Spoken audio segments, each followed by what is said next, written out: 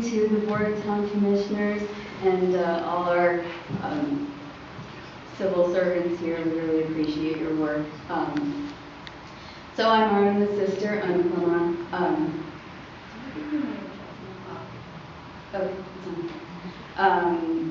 And I grew up here in Bel Air, Maryland. I went to, there's a row of schools, the kindergarten, Wakefield, Homestead, middle school, and high school, all in a row I went to all.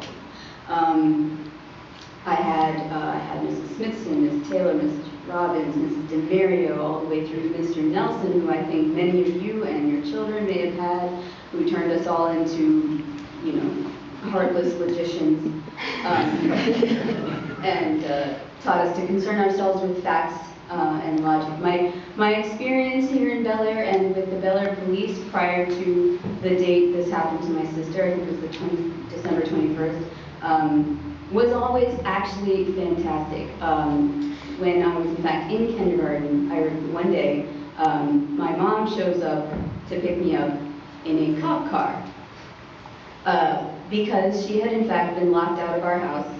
And I guess somehow this came to their attention, and they said, and she's like, well, I have to go pick up my kid, and so they brought her to kindergarten, and I was the coolest kid there.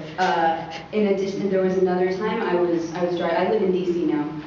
I was driving home to my parents' house, and I was upset about something, and I was kind of like wavering, and I got stopped by an officer. He asked me if I'd been drinking. I said no, and I told him my situation. He was like, well, he's like, where are you going? And I said, oh, I'm just going there to my parents' house. He says, well, that's just about a mile from here, so I'll stay behind you, and you just drive slowly and you'll be fine.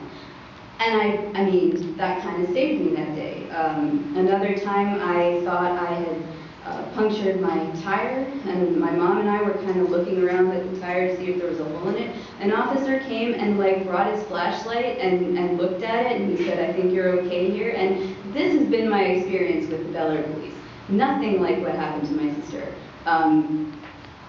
And so that happens, and it's really jarring. This is not the Bel Air I know. And then we learn that the sheriff has signed an agreement with ICE to check out the immigration statuses of people coming through the detention center. And that sort of thing has given, apparently, some people the idea that racial profiling is appropriate. And we're fortunate to have Chief Moore and Justice Bain telling us that no, the Bel Air police are not involved with that. They have not signed anything to cooperate or to participate in that program. And yet, it looks like we need some more education in our community on this issue. I take it as my responsibility as a citizen to assist the police whenever possible in their duty to protect our safety, and it's simply a waste of police hours and your tax dollars when people make calls based on non-helpful information like race, and an even greater waste when officers escalate situations and then town officials have to spend hours meeting with, to use Chief Moore's term, firecrackers like myself.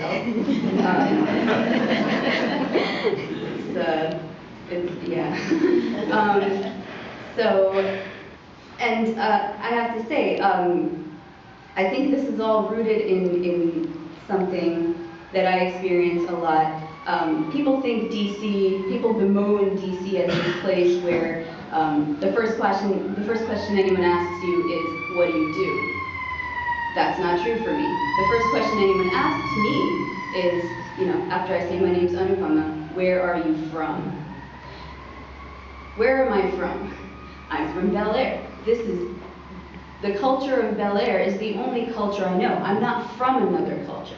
When I tell these people I'm from Maryland, and then they're not satisfied with that answer, then it's exhausting for me to get that almost on a daily basis, not to be allowed to be who I actually am. I'm Anupama, I live in DC, I bake all my own bread, I'm a programmer, sometimes I wear a sari and a buttu like my mom, I speak 2 languages, I have no sense of physical direction, I can't get anywhere, I like to look at backhoes and other heavy machines. I mean, it's like, you know, so it's exhausting to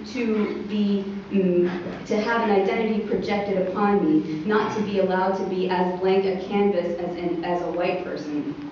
When such people look at a white person, they don't assume all these things, and when such people look at me, they assume various things about where I'm from and what I like to do and what kind of English I might speak. So I just urge everyone, please, race isn't small talk. When you see someone and you think you might be from here or from there, just don't. just don't engage in that line of questioning. That's how you participate in your own oppression. By doing that, you deny yourself the benefit of my experience, my actual story, and my knowledge. So don't do that.